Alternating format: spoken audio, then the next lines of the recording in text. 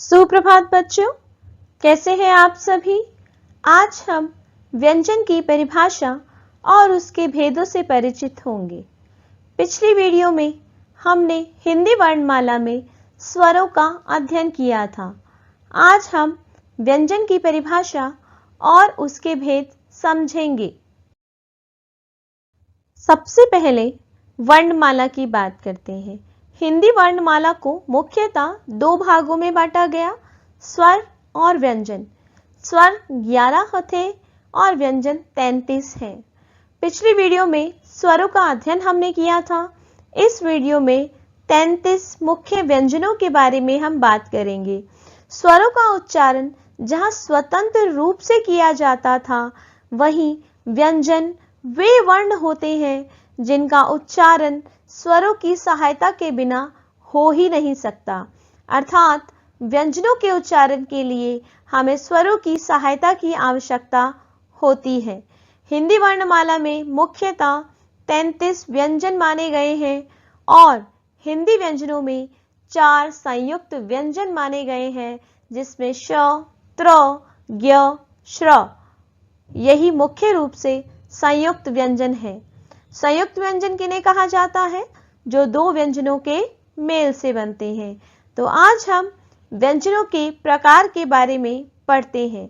व्यंजन के प्रकार कितने होते हैं? सबसे पहला प्रकार होता है व्यंजन में स्पर्श व्यंजन। स्पर्श का अर्थ होता है छूना, टच करना किसी चीज को। तो स्पर्श व्यंजन वे व्यंजन होते हैं जिनका उच्चारण करते समय वायु मुंह के किसी भी भाग से टकराती हुई बाहर निकलती है। वे स्पर्श व्यंजन कहलाते हैं। मुख्यतः क से लेकर म तक सभी स्पर्श व्यंजन होते हैं, जैसे क, ख, ग, घ, ण, च, छ। आप देखेंगे इन व्यंजनों के उच्चारण में हवा हमारे मुख के किसी न किसी भाग से जरूर टकराती है। कभी तालु से, कभी दंत से, कभी ओष्ठ से, मुख के किसी न किसी भाग से जरूर टकराती है।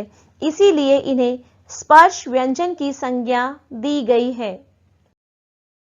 व्यंजन का दूसरा भेद है अंतःस्थित व्यंजन। इसका उच्चारण स्वर और व्यंजन के बीच की स्थिति है, जैसे य, र, ल, व। इनकी आवाज अंदर से आती है, इसीलिए इसे अंतःस्थित व्यंजन कहा गया है। तीसरा है हमारा भेद ऊष्म व्यंजन। इसमें आपके मुख से गर्म हवा बाहर आती है। इसके उच्चारण में मुख से अधिक घर्षण के साथ वायु निकलती है और गर्म वायु बाहर निकलती है, जैसे श, स, ह। आप ऐसे बोल के देखेंगे तो आप फील कर पाएंगे कि अधिक घर्षण, अधिक दबाव के साथ वायु बाहर निकल रही है। चौथा है संयुक्त व्यंजन। दो या दो के अधिक व्यंजनों से मिलकर जो व्यंजन बनते हैं वह संयुक्त व्यंजन कहलाते हैं। वो मुख्यतः हमारे 4 व्यंजन हैं, श, त्र, ज्ञ, श्र। इस तरह आज हम व्यंजनों के प्रकार से परिचित हुए।